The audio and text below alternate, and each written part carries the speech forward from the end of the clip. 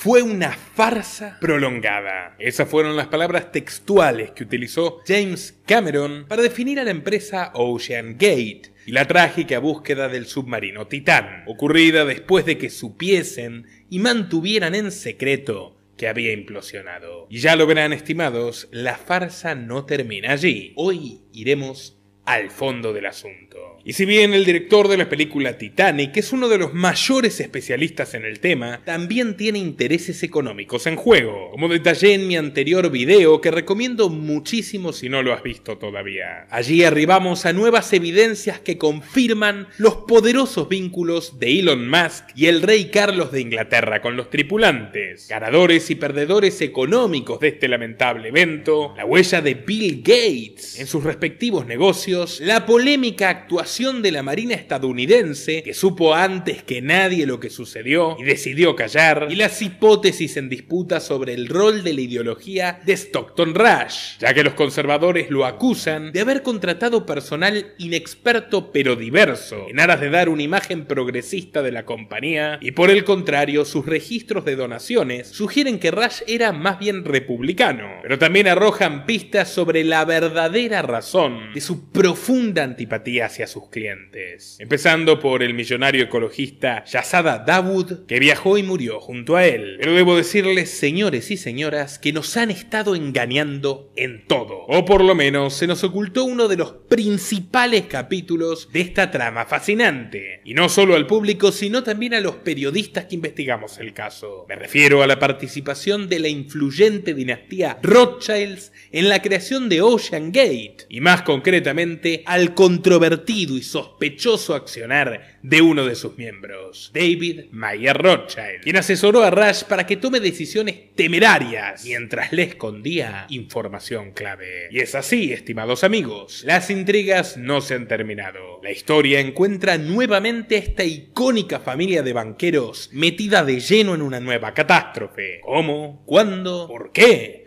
Hoy te lo contaremos todo. Así que quédate hasta el último minuto de este informe porque no tiene desperdicio. Dale like para que YouTube lo recomiende a más gente mientras tú lo estás viendo. Y al terminar, si crees que valió la pena, te agradeceremos que recompenses nuestro esfuerzo periodístico desde tan solo $2 a través de la opción unirte de YouTube, Patreon, Bitcoin o si estás en Argentina, desde 500 pesos con Mercado Pago. Links en la descripción y en el comentario fijado. Así que sin más preámbulo, comenzamos.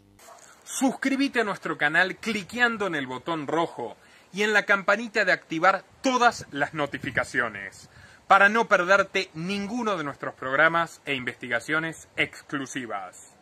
Para entender la magnitud de esta revelación, debemos repasar brevemente la biografía de David de Rothschild. Hijo de Victoria Lew Scott y Sir Evelyn de Rothschild, David nació el 25 de agosto de 1978, siendo el hermano menor de Anthony y Jessica y el heredero más joven de todo el imperio. Me refiero a la casa inglesa de los Rothschild, la más aventajada de las 5 que creó su antepasado Mayer Amschel hace más de 2 siglos, tras enviar a cada uno de sus hijos a establecer bancos pioneros en distintos países de Europa. Ya desde pequeño, David era una criatura inquieta y aventurera. Hábil para los deportes, se convirtió en uno de los saltadores ecuestres mejor clasificados en el equipo junior de Gran Bretaña. Era tan adicto a la cabalgata que al cumplir los 17 años de edad, sus padres lo obligaron a abandonarla. Me di cuenta de que había más en la vida que pasar horas y horas sobre un caballo. Le comentaría años después a la revista The New Yorker. Era pésimo escribiendo y a la vez le costaba mucho relacionarse con sus pares, por culpa de su carácter tremendamente caprichoso y altanero. Por ambas razones, su madre lo instigó a hacer una breve pasantía en la revista The Economist, propiedad del clan. Sí, esa suerte de oráculo tan hábil para predecir el futuro. El futuro que los Rothschild se encargan de moldear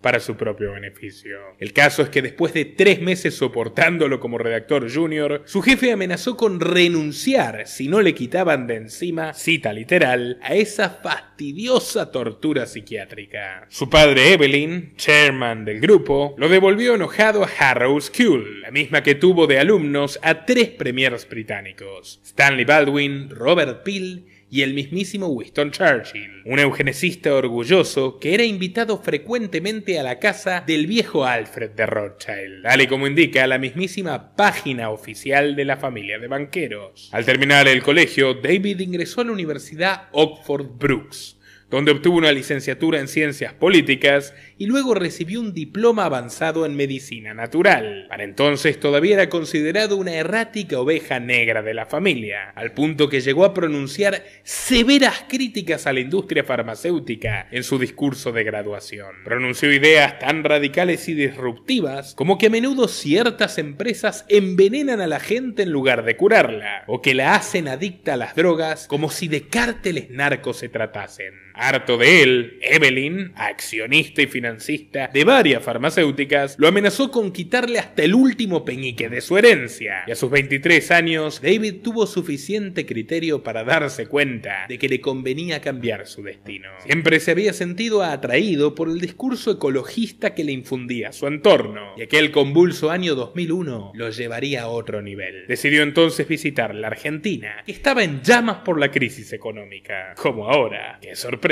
Increíblemente arribó a Buenos Aires el mismo día de diciembre en el cual el ministro Cavallo decretó la confiscación de los ahorros de los ciudadanos. Pero no tardaría en dirigirse a la andina provincia de Mendoza, donde descansó durante 3 semanas en uno de los viñedos de su familia, perteneciente a la rama francesa. Allí retozó alegremente por los campos de vid con su prima Saskia de Rothschild, que por entonces contaba con apenas 14 años de edad. Cuando esta densa situación llegó a oídos del patriarca, David recibió la orden inmediata de salir del país. Le diría a la prensa local que lo hizo por razones de seguridad, dadas las furibundas protestas a lo largo y ancho de la región. Pero probablemente estábamos hablando de la seguridad de Saskia. Entonces el joven David montó una granja orgánica de 1100 acres de extensión en Nueva Zelanda. Y pronto lo invitarían a su primera experiencia como ecoaventurero, explorar el Polo Sur. Encontró allí una obsesión mucho más intensa que la de los caballos y las adolescentes. Logró romper varios récords. Se convirtió en la 14ª persona en atravesar enteramente la Antártida, formó parte del equipo que cruzó más rápido la capa de hielo de Groenlandia y al día de hoy es el británico más joven en alcanzar los 2 polos, cruzando en 100 días el Ártico desde Rusia hasta Canadá. Estas travesías gélidas y superfluas le hicieron creer que estaba haciendo algo realmente significativo por el mundo. En 2006 lanzó el sitio web Mission Control, donde básicamente le presentaba a niños carenciados videos de sus costosos viajes a estas regiones inhóspitas de la Tierra, creyendo que de esa manera podría inspirarlos y hacerles olvidar las penurias que sufrían. Las críticas no tardaron en lloverle, pero David hizo oídos sordos. En vez de donarles dinero, prefirió darles a estos jóvenes el manual de supervivencia para el calentamiento global, 77 habilidades esenciales para detener el cambio climático. Un libro escrito por él que se usó para promocionar Live Earth, un colosal evento benéfico ambientalista que tuvo lugar el 7 de julio de 2007 y que presentó más de 150 recitales en 12 lugares de todo el mundo, transmitidos a una audiencia global a través de televisión, radio y streaming. Rothschild contrató a bandas emblemáticas y artistas de primer nivel, como Metallica, The Police, Red Hot Chili Peppers, Genesis, Foo Fighters, Enrique Iglesias, Shakira y Madonna. El niño Rothschild, que también se ufanaba de ser todo un productor de espectáculos, se encargó también de exhibir una amplia gama de presentadores. Cameron Díaz, Robert Kennedy Jr., que es un ferviente ecologista radical, que por entonces litigaba con grandes compañías farmacéuticas, patrocinado por Rothschild, y que hoy se postula para presidente de Estados Unidos. Pero también el ex vicepresidente de Clinton, Al Gore, y finalmente Leonardo DiCaprio, actor del Titanic y un enérgico activista de izquierda, que con ayuda de David se integraría como embajador plenipotenciario de las Naciones Unidas, prosperando en una excéntrica y muy discutible carrera empresarial. Video recomendado si no lo han visto todavía, estará al final de este. Lejos del éxito indiscutible que soñaba, David cosechó 10 toneladas más de críticas incisivas. Periódicos como The Telegraph lo acusaron de promover una grosera propaganda alienante, infundiéndole terror al público público, buscando generarles culpa y demandándoles acciones irrealizables. Durante los conciertos aparecían enormes carteles en las pantallas que le exigían al público que cumplieran una serie de compromisos. Exigir que mi país se una a un tratado internacional que reduzca la contaminación en un 90%. Reducir el consumo energético de mi hogar, de mi lugar de trabajo, de mi escuela, de mis lugares de culto y de mis medios de transporte. Luchar por una moratoria para impedir la construcción de nuevas instalaciones que quemen carbono. Luchar por leyes y políticas que amplíen el uso de fuentes de energía renovables y reduzcan la dependencia del petróleo y del carbón. Las bases morales de la Agenda 2030. Faltaba que les hicieran repetir ítem por ítem como en la secta de los Simpson. Movemos el canto. A todos les llega la monotonía del canto. Atención todos. Vamos a dar gracias al líder por este hermoso día. El líder es bueno, el líder es bello, no hay voluntad, olvídate de ello. El líder es bueno, el líder es bello, no hay voluntad, olvídate de ello. Algunos acusaron a Al Gore, principal organizador, de utilizar el evento para promocionarse en las elecciones presidenciales de 2008, algo que finalmente no ocurrió porque no obtuvo el apoyo del Partido Demócrata, pero sí que se llevó un cheque de David de Rothschild en flagrante violación de la ley americana, aunque Robert Kennedy Jr. se encargaría de resolver el problema antes de que llegue a tribunales. Tomen nota. Bandas como The Who, Muse y Arctic Monkeys rebautizaron con ironía Live Earth como Private Jets for Climate Change, aviones privados para el cambio climático. Según John Buckley de CarbonFootprint.com, la huella de carbono total del evento, incluyendo los viajes costosos de los artistas y de los espectadores, fue de al menos 74.500 toneladas. Escuchen esto, más de 3.000 veces la huella anual promedio del ciudadano británico. Informó que se requeriría plantar 100.000 árboles para compensar las emisiones totales producidas durante toda la fiesta. Como si fuera poco, la ONG londinense Intelligent Giving escribió el artículo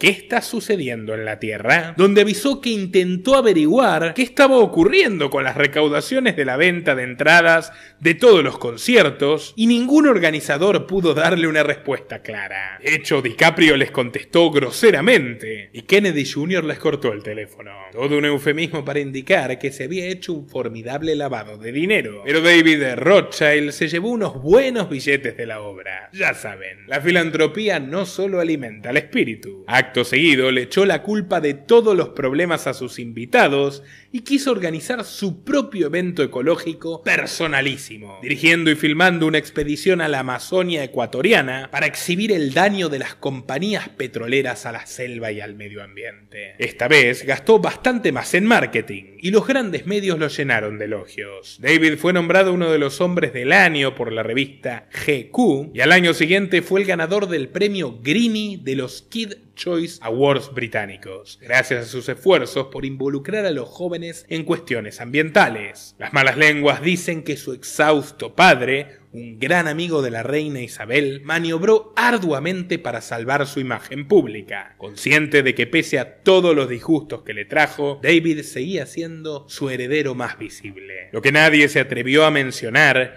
era que su familia estaba históricamente vinculada a las grandes compañías de petróleo, por ejemplo el oligopolio Shell, compartido por las coronas británica y holandesa, que se instaló en diversos países africanos, generando un auténtico genocidio en Nigeria, con matanzas masivas y envenenamiento de lagos, financiado en buena medida por el clan Rothschild. Estos banqueros también fueron pioneros en la inversión de campos petroleros en Bakú y en Batum, al suroeste de Rusia, y de hecho tuvieron su propia firma en esta zona, Caspian and Black Sea Oil Company, fundada en 1883 por Alphonse James de Rothschild, el amigo de Churchill. Ustedes me dirán que esto sucedió hace más de un siglo, que esta familia cambió su perspectiva y que ahora defiende políticas conservacionistas, pero se equivocan. En el año 2002, el señor Mikhail Khodorkovsky era el dueño de Yukos, la petrolera más grande de Rusia, y eso lo convertía en el hombre más rico del país,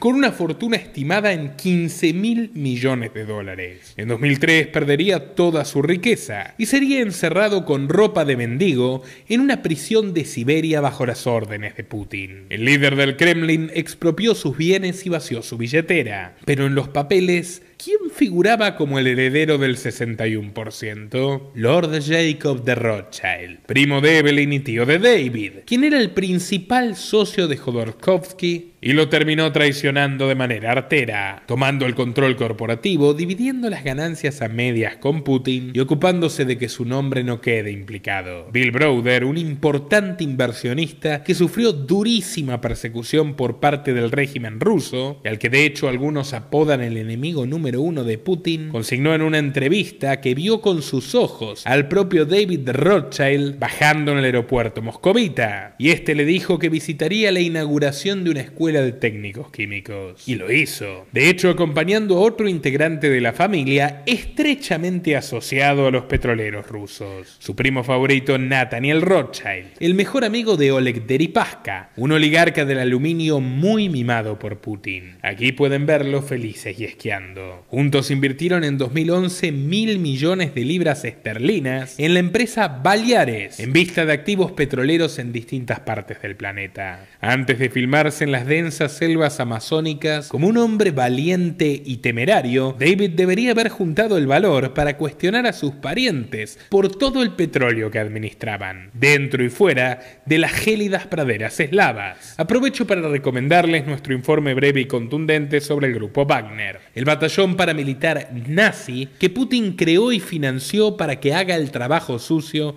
de sus fuerzas armadas, pero que recientemente y en un episodio muy confuso se ha revelado contra él, obligándolo a huir de Moscú a San Petersburgo en avión y poniendo en jaque su gobierno por primera vez en 23 años. Una historia que se ha calmado, pero que sigue desarrollándose en estas horas. Pero sigamos con David. El colmo es que este aventurero ecologista le confesó a la revista Outside Magazine que sería ingenuo pensar que mi mini aventura en el Amazonas cambiará algo que ha estado en movimiento durante décadas. Pero cuando ves a alguien en el camino y se está muriendo, ¿acaso sigues caminando? Como mínimo te quedas junto a él y le cuentas una historia. En otras palabras, estaba reconociendo que su causa era completamente inútil. Vamos, un cuento chino. Su militancia naif solo le servía a una sola persona: él mismo. Quería que lo vieran como un caballero heroico del mito verde. Y muchos le concedieron su deseo. A sus 30 años de edad, este extravagante niño rico con aspecto de hippie fue galardonado por el Foro Económico Mundial como joven líder del futuro. Estrechó la mano de Klaus Schwab y con una devolución de favores de DiCaprio lo nombraron en 2009 héroe del clima de la ONU. Sí, héroe. ¿Oyeron bien? Héroe. Entusiasmado por esta promoción de ascenso en la élite globalista, creó Mayu, una agencia de marketing que trabaja para empresas que realizan prácticas sostenibles o que al menos quieren aparentarlo. Fue a través de Mayu que encontró su nueva obsesión. David, con fama de mujeriego empedernido, fue invitado por una de sus amantes a una peculiar gala en casa de su marido. Tras un vuelo en jet privado a San Francisco, le presentó a un ingeniero extravagante que le propuso solventar su extraño proyecto. Ya sea por una pulsión hormonal o por una corazonada financiera, el joven Rothschild no lo dudó. Junto a David Thompson y sus secuaces construyeron Plastiki, un velero de 18 metros construido con 12.500 botellas de plástico. Thompson era un ingeniero retirado de Michigan que se hizo famoso por un naufragio en el Caribe, del que se salvó después de nadar durante 7 horas, atravesando una distancia de 6 kilómetros y un bravo coral, por lo cual apareció ensangrentado en las costas de Puerto Rico y se convirtió en una auténtica sensación. Pese a tener muchos más méritos que Rothschild para comandar el navío, el dinero se impuso. David se convirtió en el pintoresco almirante del Plastiki y declaró ante Good Morning America lo siguiente: cada parte del bote, incluso el pegamento que usamos,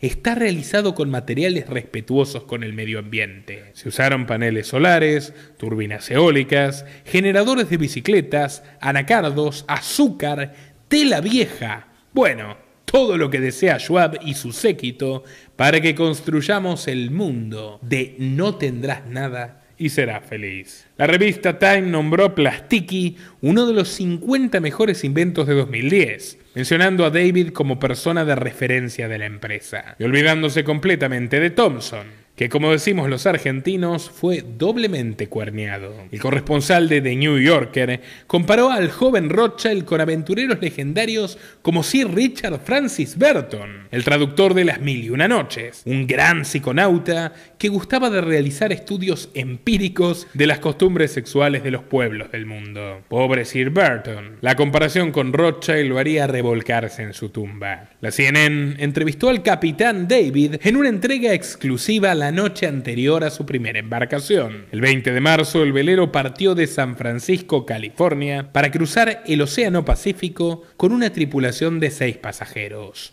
2 cineastas, 2 inversores, un buzo y Rothschild. Llegaron a Sydney el 26 de julio habiendo presentado bajo el lente de los documentalistas algunos supuestos problemas ambientales: el calentamiento global, el aumento actual del nivel del mar, la acidificación de los océanos y la contaminación marina. Esta fútil odisea fue retratada en Plastiki and the Material of the Future, una película narcisista en la que aparece hasta el hartazgo David de Rothschild como una especie de náufrago intrépido y sagaz, acompañado de la voz en off del actor Alec Baldwin, otro miembro del foro de Davos y un curioso activista del desarme civil que todos recordamos siempre por matar a tiros a su compañera de rodaje, la directora de fotografía del film Rust, Halyna Hutchins. Sin embargo, el documental apenas fue proyectado en el Mountain Film Festival de Colorado. Luego la productora lo reeditó y le cambió el nombre para que se llamara simplemente The Material of the Future. No hubo ningún aviso oficial para saber por qué le quitaron el nombre de Plastiki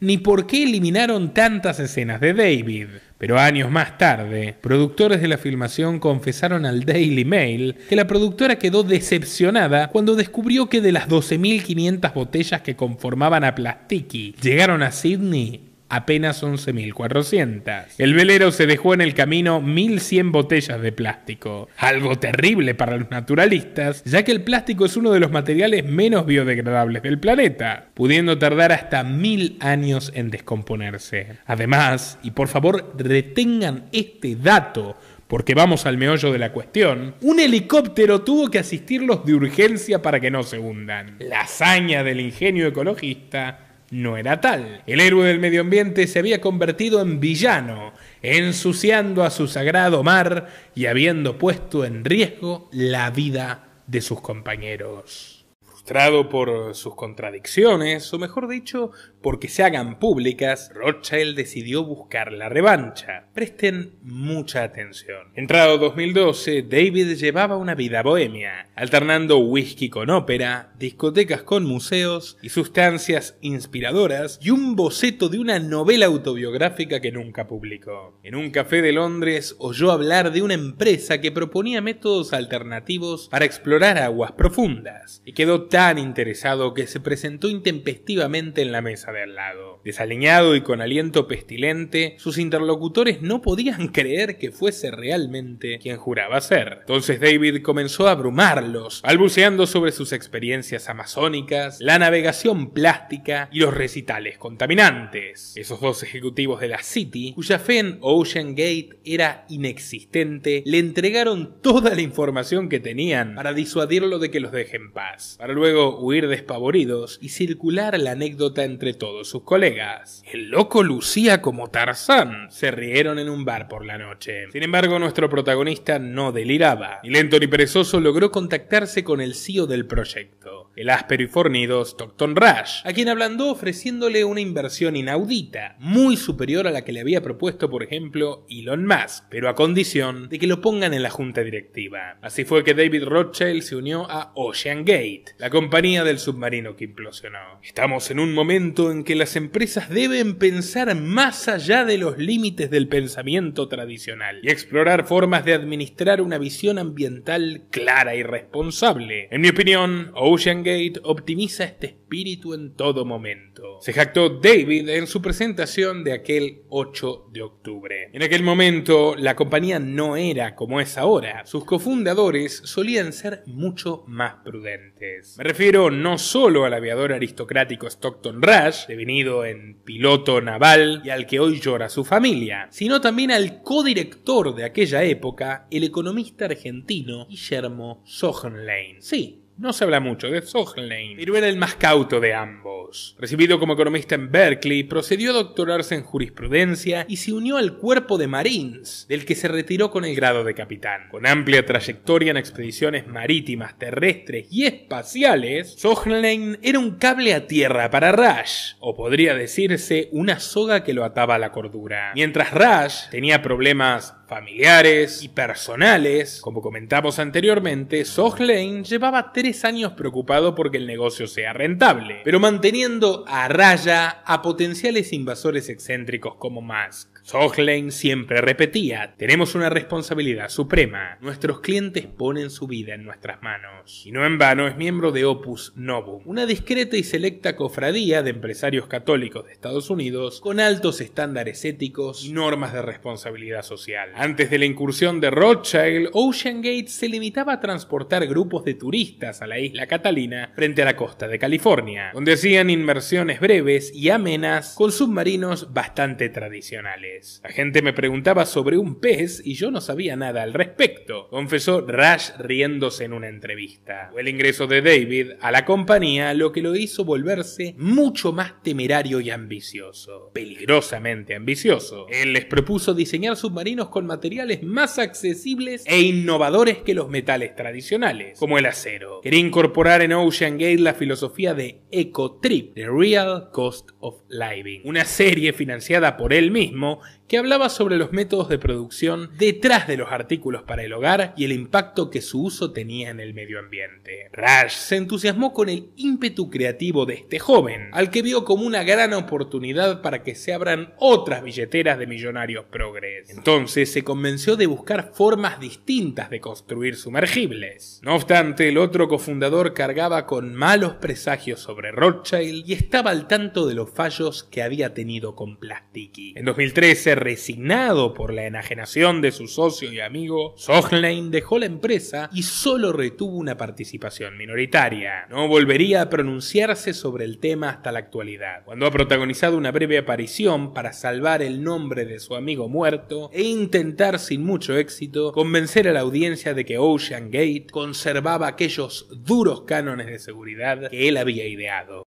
The intent of all of these missions is not to conduct joyrides down to this wreck. Everyone who goes down there has extreme reverence for the wreck as a gravesite. And if anything, everyone who goes down there is going there to preserve the memories and to document the gravesite itself.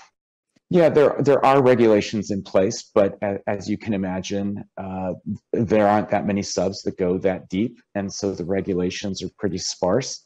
And many of them are antiquated or they're designed for specific instances. So it's kind of tricky to navigate those regulatory schemes. One of the risks that the community takes every time it operates is that if there is some sort of catastrophic failure, the general public will backlash against the entire community and basically say that it shouldn't occur.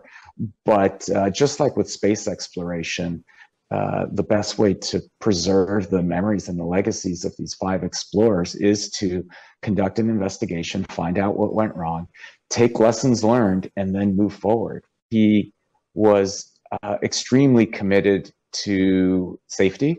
He was also extremely diligent about managing risks and was very keenly aware of the dangers of operating in a deep ocean environment. So that's one of the main reasons I agreed to go into business with him in 2009. Nada más lejos de la realidad. Con Rothschild como su principal consejero, Rush siguió con el nuevo estilo, apretando el acelerador a fondo. En 2015, OceanGate trasladó su sede al puerto de Everett en Washington, donde David presumía de tener teléfono directo con Bill Clinton y el mismísimo Obama, presidente en aquel momento. Recordemos que Bill y Hillary le prestaron la Casa Blanca a su papá, Sir Evelyn, para que pase su noche de bodas con su última esposa, Lynn Forrester, una íntima amiga del matrimonio presidencial y también de Jeffrey Epstein. Mientras Rush era un republicano relativamente tímido para hablar con políticos, David tenía el lobismo en su sangre y con ayuda de la administración Obama completó su primer submarino, Cyclops, capaz de sumergirse a profundidades de 500 metros. Recordando a su amigo, Soglane admitió en la entrevista de hace algunos días que a Rush le gustaba demasiado seguir los consejos de gente joven e inexperta. Fue Rothschild quien le sugirió que despidiera en 2018 a David Lochreich, el director de operaciones, luego de que éste exigiera inspecciones de seguridad mucho más estrictas sobre la nave. Lochreich hace poco sentenció que Rush había estado muy comprometido con la seguridad de la empresa en los primeros años, pero todo cambió cuando comenzó a rodearse de nuevas influencias. Y el único miembro con el dinero suficiente para determinar el futuro de OceanGate era David Rothschild, que además comulgaba con los intereses del proveedor de comunicaciones Elon Musk, quien odiaba a Rush por no haberlo dejado formar parte de la empresa, pero que, como vimos en mis dos videos anteriores, seguía inspirándole confianza. Y la clave, señores, la clave son los enemigos en común. En nuestro último informe comentamos cómo esta empresa se negó a que su nuevo submarino Titán fuera sometido a una práctica conocida como la clasificación, muy común en la industria, de hecho obligatoria, donde se designa un grupo neutral de expertos para garantizar que las embarcaciones cumplan con los altos estándares técnicos establecidos. Explicamos además que en la industria subacuática los cascos son fabricados con puro metal, como el acero, pero Titán estaba hecho con fibra de carbono y titanio. Por eso tuvieron que anular las misiones de 2018, 2019 y 2020. La compañía registró que el submarino había mostrado signos de grave inestabilidad en profundidades de más de 3.000 metros. Pese a ello, terminó declarando oficialmente que era apto para sumergirse a 3.800 metros debajo del nivel del mar, donde se hallan las peligrosas ruinas del Titanic. Un asesinato garantizado. Solo pudieron consumarlo evitando la auditoría de los expertos. Por esas ironías de la historia, David de Rothschild había lanzado en esa época una marca ecológica dedicada a vender todo tipo de cosas, desde sastrería suave a base de lana y capas de merino hasta bálsamos medicinales y polvos de hongos comestibles. ¿Quieren saber el nombre de la marca? The Lost Explorer. Explorador perdido. Fue como si estuviera tratando de darnos un mensaje premonitorio, al estilo de The Economist. Pero no se confundan, lejos estaba de sus polémicas anticientíficas del pasado. Pese a no haberle entregado su brazo al gobierno, David militó de manera entusiasta las políticas sanitarias de Johnson y la imposición de medicación a los ciudadanos británicos. Ustedes me entenderán. Con una vida relativamente reformada, bajó su perfil y comenzó a prepararse para su propia succession, disputando el trono de su padre anciano con su hermano mayor Anthony James. Hay pruebas suficientes para indicar que las negligencias de la compañía fueron impulsadas por el espíritu intrépido y conservacionista de este ecoexplorador. Pero también hay muchos indicios de que incluso podrían vincularlo como uno de los causantes premeditados del hundimiento, al igual que más. Y si es así, faltaría algo esencial: el motivo. ¿Por qué buscaría David implosionar su propio submarino? ¿Por qué buscaría arruinar la imagen de la marca a expensas de la vida de Rush? Bueno, lo cierto es que como director ejecutivo de OceanGate, David conocía muy bien la lista de clientes del submarino, y había uno en especial que le importaba mucho más que cualquier otra cosa, y no precisamente en un sentido positivo. Me refiero otra vez a Shahzada Dawood, quien falleció en el Titán junto a su hijo de 19 años, Suleiman. Ya les mencioné en los videos anteriores que Dawood era un empresario pakistaní, director de Dawood Hercules Corporation, una enorme sociedad de activos que invierte, por ejemplo, en energía solar, materiales sostenibles y vehículos eléctricos, compitiendo en forma frontal con SolarCity Tesla de Elon Musk. Lo intrigante es que desde 2016 David también está metido en el negocio. Es embajador del Hyundai Ioniq, un automóvil eléctrico que tiene hechos los asientos y los revestimientos de componentes biodegradables extraídos de la caña de azúcar y el maíz. Una idea que Dawood calificó como ridícula y patética en el foro de Davos de 2019. Dawood era muy celoso del mercado asiático, y la sociedad entre Rothschild y Hyundai fue para él una intromisión intolerable. Había comenzado una rivalidad tóxica. Se señala a Dawood de haber difundido entre accionistas de Hyundai fotografías de Rothschild ebrio, desmayado en una acera de Londres, en sus peores años. David, que para destruir es infinitamente más competente que para emprender, contestó el golpe apuntando directamente a la firma del padre de Shahzada, Engro Corporation, de la cual, por cierto, el fallecido era vicepresidente. Con ayuda de sus primos prorrusos, David capitaneó un boicot contra la rama energética de Engro, publicando que sus reservas de gas eran menores que las declaradas, lo que provocó una avalancha entre los consumidores pakistaníes para estoquearse ante el duro invierno. Cual profecía autocumplida, Engro estuvo al borde de caer en bancarrota por la crisis de escasez. Opacó su buena relación con el gobierno pakistaní y hasta se puso en contra de la embajada de Estados Unidos, a la que, por ironías de la vida, Engro ofreció paneles solares de Shahzada para calefaccionarse, pero los rechazaron. David Rothschild ganó la pulseada y además logró mantener su autoría en el anonimato hasta hace apenas una semana. No es ningún improvisado.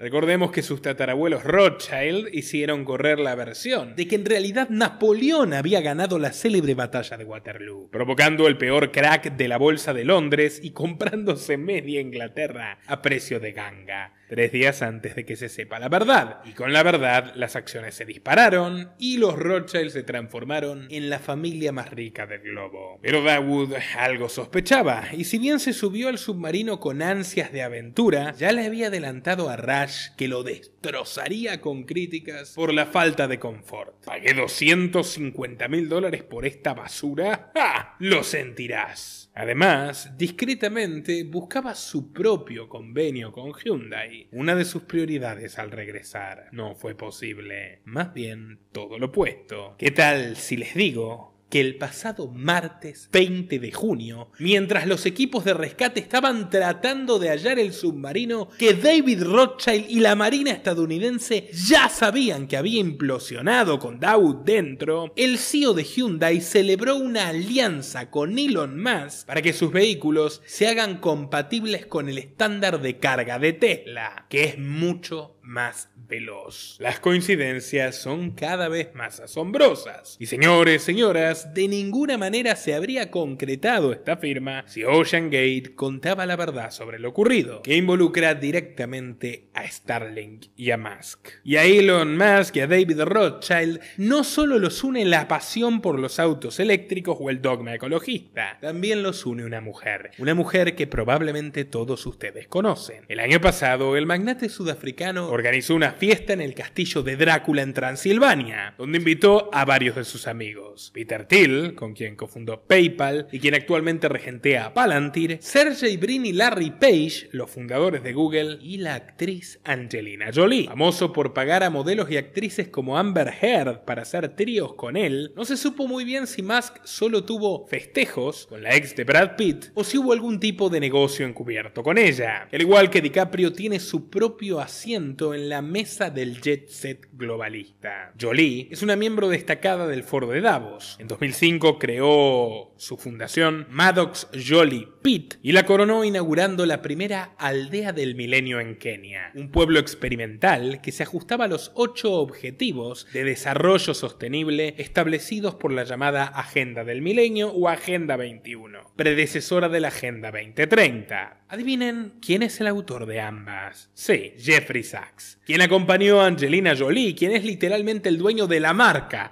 Aldeas del Milenio, el mentor del proyecto, financiado a su vez por George Soros y la fundación Bill y Melinda Gates. Angelina y Jeffrey realizaron un documental de MTV que lo filmó en el oeste del país africano en su viaje hacia la Millennium Village, una construcción ecológica poblada con 6.000 africanos arriados personalmente por ella. Angelina además adoptó a varios niños de esta zona y para preservar el medio ambiente los obliga a comer insectos. See the hard part where you have the teeth?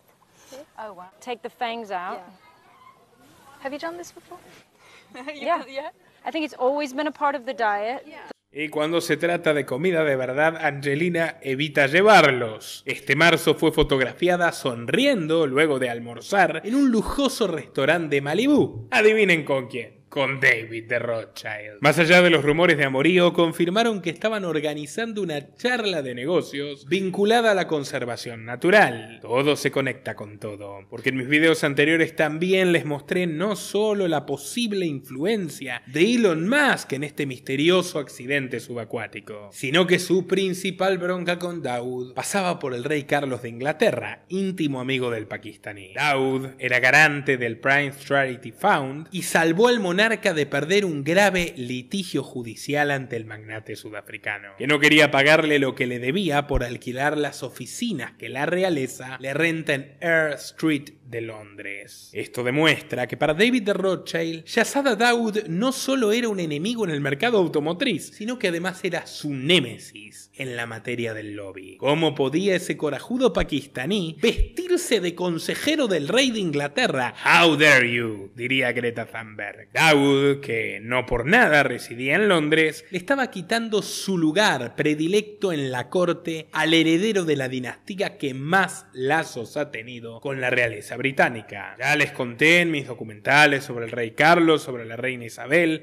etcétera, etcétera, todos los nexos entre las dos familias, Windsor y Rothschild. Si quieren profundizar, vayan a ver los que están los dos republicados. En su día superaron el 1,5 millones de visitas. Sin embargo, hay algunos datos cruciales que nos vemos obligados a refrescar hoy. En 2021, el diario The Guardian informó que un juez publicó las identidades de más de 30 personas cuyos antiguos testamentos de la monarquía británica estaban sellados hace un siglo. En la lista aparecía, por ejemplo, el rey Eduardo VIII, el colaboracionista nazi que abdicó al trono en 1936, tío abuelo de Carlos. También los miembros menores más oscuros de la familia Windsor, como los nietos de la reina Victoria y varios hijos de Jorge V y de la reina María. Pero uno de los nombres más interesantes era el de Leopold de Rothschild, amigo cercano de Eduardo VII, cuyo testamento se hizo en secreto en 1917. No está claro cómo el banquero habría podido lograr esto, dado que se suponía que la exención solo aplicaba a los miembros de la realeza. Pero aquí había gato encerrado, porque horas después de publicar la lista original, el tribunal emitió una nueva lista con el nombre de Leopold de Rothschild eliminado. Un portavoz de la corte dijo que esta inclusión habría sido un error, pero demostraba la cercanía entre esta familia de banqueros y la casa real. Y Leopold no era el único. Para la generación de Isabel II, el mayor congraciado de esta alianza fue Evelyn de Rothschild, el papá de David. No solo sería Knight Bachelor, caballero soltero, en 1989, sino que acabaría convirtiéndose en el principal asesor financiero de la reina. Y si vamos al caso, en su mejor amigo. Tanta confianza y autoridad poseía este hombre que hasta tendría el atrevimiento de retar en público al príncipe Carlos, como pueden ver en esta foto. Evelyn falleció el año pasado a días de la reina Isabel, y desde entonces su hijo David posee el fuerte anhelo de ocupar su lugar, asesorando al rey como lo hacían sus ancestros. Pero personajes como Shahzada Daud le están arrebatando su torta. De alguna manera, la tragedia del Titán le trajo otro beneficio y un competidor menos. Tampoco sería la primera vez que los Rothschild están implicados en desgracias históricas. Y esto es increíble. Escuchen, sabemos que Mayer Amschel Rothschild, el fundador de la dinastía, proporcionaba uniformes y caballos a las tropas austríacas y administraba las operaciones financieras de los mercenarios de Hesse, como he contado en conferencias que dicté en distintas universidades, la más reciente en la Universidad de las Américas. Estos mercenarios alemanes sirvieron al ejército británico para reprimir la revolución de independencia de Estados Unidos. No lo lograron. También sabemos que los Rothschild se hicieron con el control total de la economía británica, mintiendo sobre Waterloo, pero las coincidencias no dejan de surgir. En 1911, como presidente de Allianz Assurance Company, a Nathaniel Charles Rothschild le ofrecieron la posibilidad de asegurar un transatlántico del que todo el mundo estaba hablando y del que se rumoreaba que era insumergible. Me refiero al Titanic. Sí, oyeron bien. al Titanic. Como si tuviese una bola de cristal, Nathaniel afirmó que era demasiado grande para flotar y rechazó una suma millonaria. El Titanic se hundió el 15 de abril de 1912 y, como ya les explicamos de sobra en los videos anteriores, un íntimo colega y socio de los Rothschild, JP Morgan, estuvo detrás de su creación y de su tragedia. El propio Evelyn de Rothschild, más próximo en el tiempo, estuvo entrelazado a un desastre. En 1980, su ex esposa Janet Bishop, de quien se había divorciado en 1971, fue asesinada junto con la cocinera Gabriela Guerin, en un caso de crónica negra conocido como el Giallo dei Sibillini. Fueron vistas por última vez el 29 de noviembre en la ciudad italiana de Sarnano, pero recién 2 años después, el 27 de enero de 1982, sus restos fueron encontrados cerca del lago di Fiastra en las montañas Sibillini. El caso conmocionó a Italia y al mundo, ya que comenzó a involucrarse no solo con la mafia italiana, sino con una todavía más peligrosa, la mafia eclesiástica. El nombre de la ex de Rothschild resurgió durante una investigación al mujeriego cardenal Paul Marcinkus, entonces presidente del Banco Vaticano, y en relación a la desaparición de Manuela Orlandi, una muchacha de 15 años vista por última vez en las inmediaciones del Vaticano. Marco Fasone Accetti, una de las 6 personas acusadas de la desaparición de la niña, confesó que él y sus asociados planearon una operación contra este banco en un intento de detener la financiación de Juan Pablo II. Bishop fue una de las mujeres reclutadas por ellos para acusar a Marcinkus falsamente de agresión sexual. Habría sido instigada por el propio Rothschild, el papá de David, que quería sacársela de encima, que había tenido grandes negocios con los predecesores de Juan Pablo II y que no lo veía con ninguna simpatía por su ferviente anticomunismo. Pero su muerte repentina e inesperada impidió que se lograse el plan. Este 22 de junio, mientras la Marina estadounidense informaba 4 días después de saberlo sobre la implosión del submarino, se cumplieron 40 años de la desaparición de Manuela Orlandi, cuyo caso ha sido reabierto luego de varias acusaciones de su hermano Pietro Orlandi hacia el Papa Francisco. Cuando recién asumió el papado, Bergoglio recibió la visita de Pietro Orlandi, quien le rogó que la justicia vaticana insistiese con el caso. Emanuela está en el cielo, no hay nada más que hacer, le contestó el Papa secamente, según Orlandi, amenazante. Pietro sostuvo luego que en aquel momento tuvo la intuición de que el pontífice sabía algo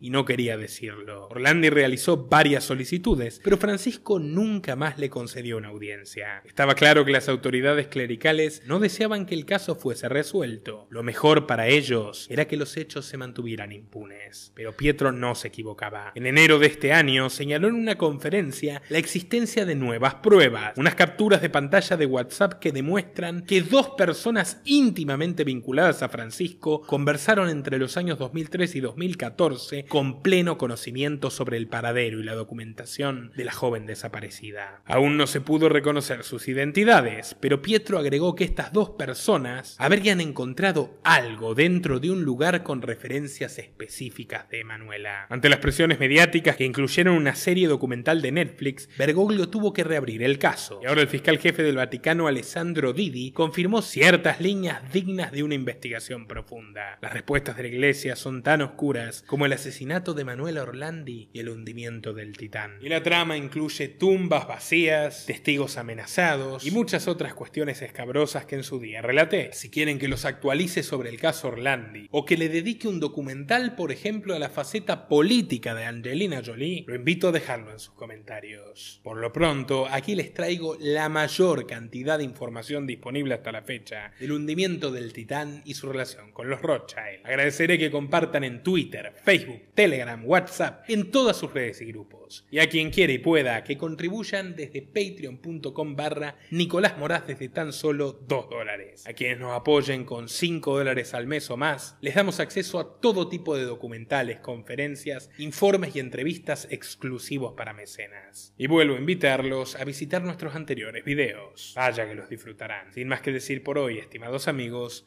me despido. Hasta la próxima. Nuestro trabajo depende de tu apoyo.